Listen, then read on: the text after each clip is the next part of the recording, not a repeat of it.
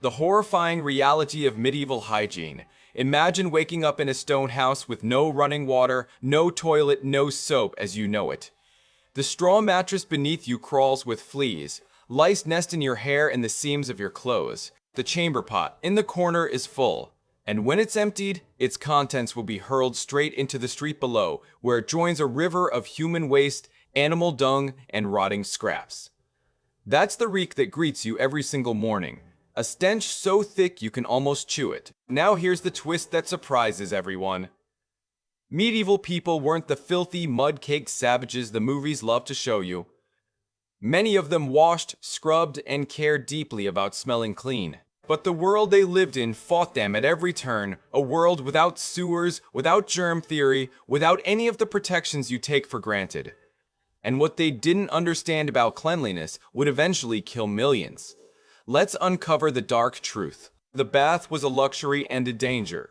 Let's begin by smashing a myth, because the reality is stranger than the legend. Contrary to what films suggest, medieval people did bathe. Towns across Europe had public bathhouses where, for a fee, you could soak in heated water, get clean, and even share a meal. Wealthy households drew warm baths in wooden tubs lined with cloth, scented with herbs and flower petals. People used soap, made from animal fat or olive oil mixed with ash, and they used perfumes and herbal washes to stay fresh. Cleanliness was genuinely valued. So far, almost pleasant, but here's where it curdles. A full bath was an enormous undertaking.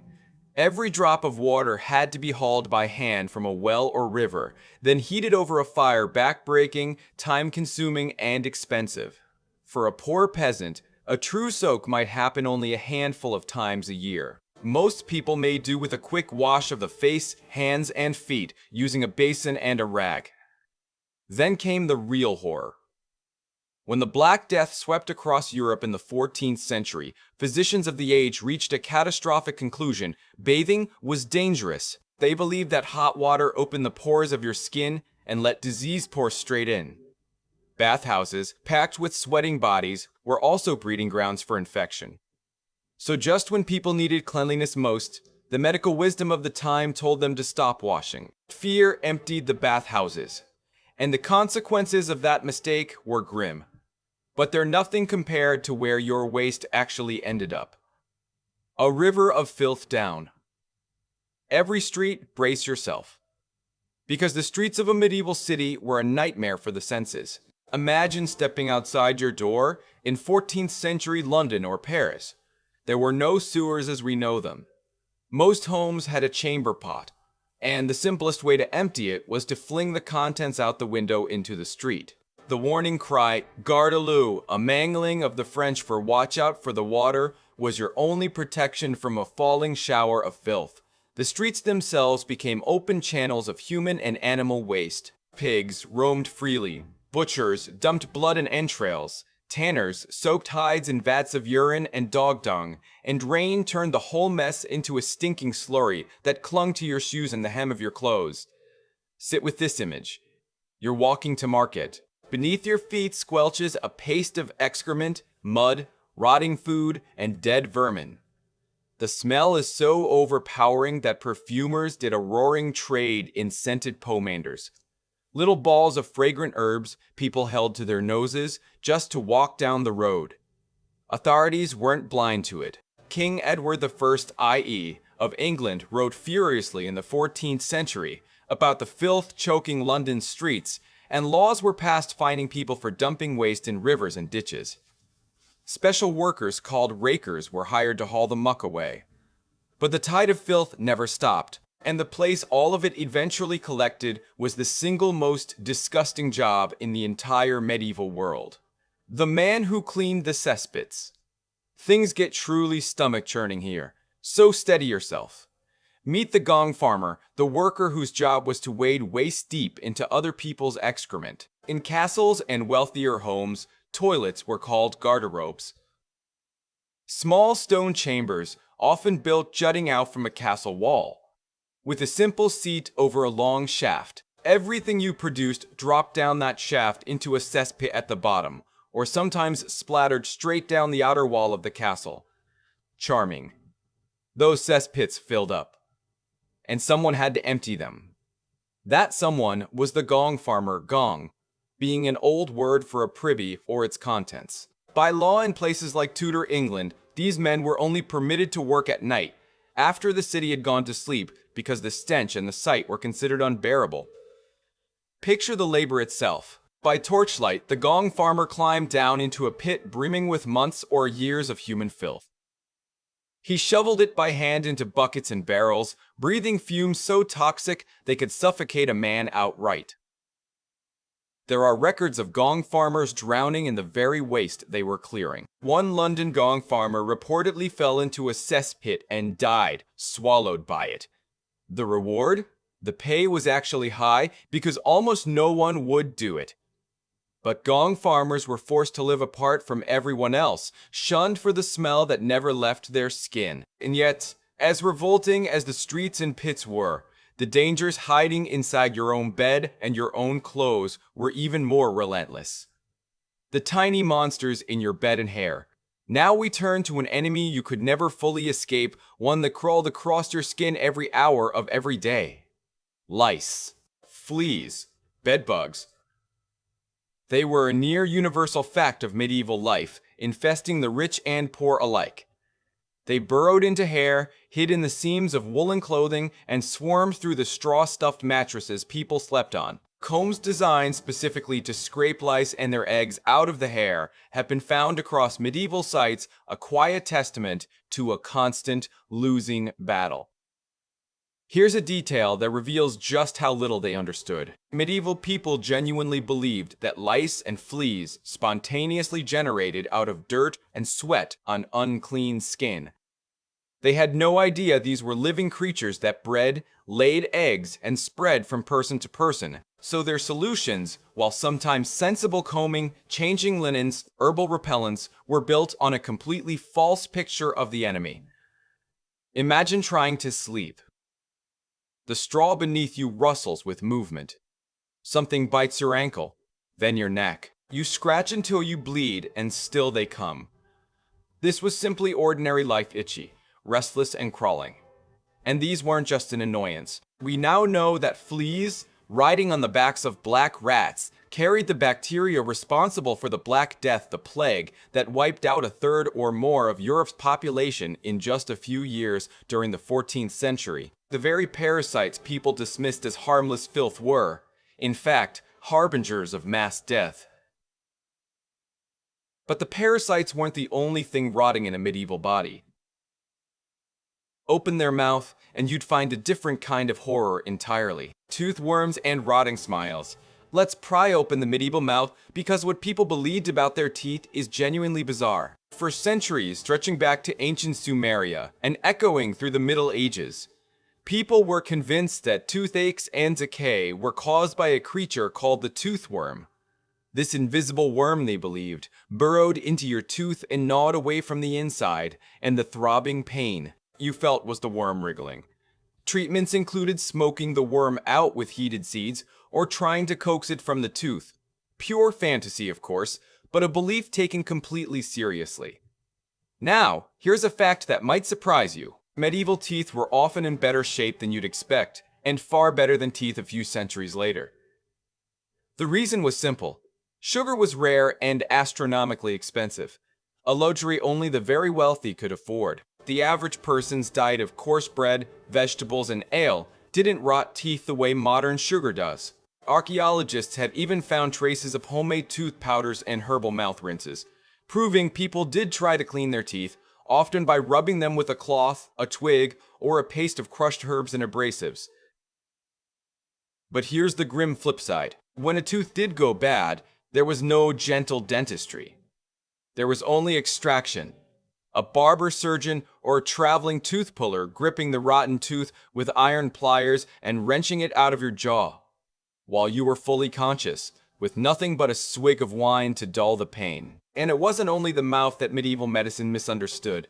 Half the population faced a monthly ordeal that history almost never talks about. The monthly ordeal history forgot this is a chapter rarely told, so let's give it the honesty it deserves. How medieval women managed their periods in a world with nothing we'd recognize as sanitary supplies. There were no pads, No tampons, no soft disposable products of any kind. Women relied on whatever they had.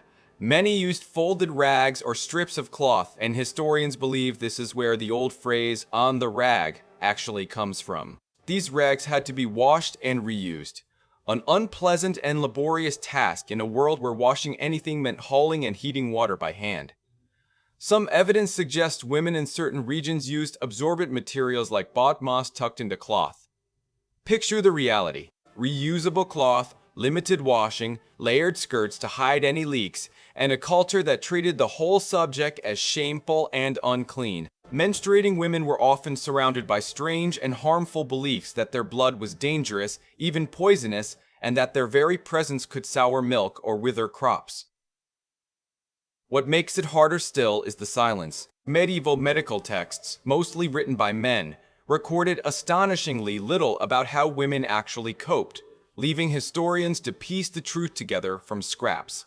Half of humanity dealt with this every single month, in discomfort and secrecy, with the crudest of tools. And the deeper problem behind all of this, the periods, the parasites, the filthy streets, was a single, fatal blind spot in the medieval mind. The deadly thing nobody could see here is the root of nearly every horror we've covered. Medieval people had absolutely no idea that germs existed. The microscopic bacteria and viruses that cause disease were utterly invisible and entirely unknown. Instead, the dominant theory was miasma, the belief that illness was caused by bad air, foul-smelling vapors rising from rotting matter, swamps, and waste. If something stank, they reasoned, the smell itself made you sick.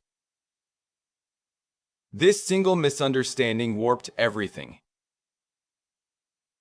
People feared bad odors but never suspected the contaminated water they drank or the unwashed hands that prepared their food. They might cleanse a sick room with sweet-smelling herbs, while the actual source of infection tainted water, parasites, human waste seeping into wells when completely ignored. Imagine the helplessness. Plague after plague swept through, and the finest minds of the age responded by burning fragrant fires, carrying posies of flowers, and ordering the streets cleared of smelly refuse. Some of it accidentally helped, by reducing filth that bred disease. But they were fighting blind, swinging at an enemy they couldn't even imagine. It would take until the 19th century, 500 years and more later, for scientists to finally prove that tiny living organisms cause disease. Everyone before that lived and died without ever knowing what was truly killing them. But of everyone trapped in this world of filth, one group suffered a self-inflicted misery that almost defies belief. The holy filth of the devoted hears a final twist you won't see coming. While ordinary medieval people generally valued washing, there was one group who deliberately chose to be filthy and considered it holy. Among the most devout, particularly certain monks, hermits, and saints, there grew a belief that the body was sinful and that physical comfort and cleanliness were temptations to be rejected. Refusing to bathe became, for some, a badge of spiritual devotion. They called it alusia, the holy state of being unwashed. The dirtier and more neglected the body, the purer the soul was thought to be. The stories range from striking to stomach-turning. Some celebrated holy figures reportedly went years without washing, wore the same rough garments until they fell apart, and let lice swarm freely across their skin, viewing the parasites as pearls of God, a hardship sent to test and purify them. Filth, to them, wasn't shameful. It was a sacrifice. Picture the contrast. In the same town, you might have a merchant scrubbing himself with soap and dabbing on perfume, while a revered holy man down the road wore his grime like a crown, convinced that his stench brought him closer to heaven. It's a powerful reminder that hygiene in the Middle Ages wasn't a single story. It was a clash of effort and ignorance, of people genuinely trying to stay clean while drowning in a world that made it nearly impossible, and a few who rejected cleanliness entirely on purpose. So when you put the whole filthy picture together, the conclusion is sobering. The final truth. So take a breath and be glad for the air you're breathing. We've walked through a world where waste rained from windows into the street, where men drowned cleaning out pits of human filth, where lice were thought to be born from dirt and fleas secretly carried mass death. A world where toothaches were blamed on imaginary worms, where the devout wore their grime as holiness, and where the deadliest enemy of all was a germ no one could see or even imagine.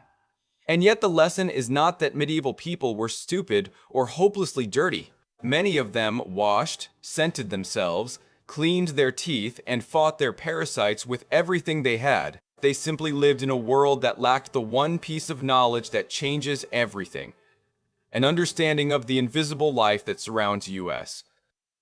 Every flush of a toilet, every bar of soap, every clean glass of water you drink today is a luxury bought with centuries of suffering and ignorance. We don't just live longer than medieval people. We live cleaner, safer, and freer from 1,000 silent killers they never even knew were there. If this descent into the grime of the Middle Ages gripped you, hit subscribe and ring the bell more. Buried secrets are waiting to be unlocked. Tell us in the comments which fact disgusted you the most. And until next time, never forget, the past was far darker and far filthier than they ever taught you in school.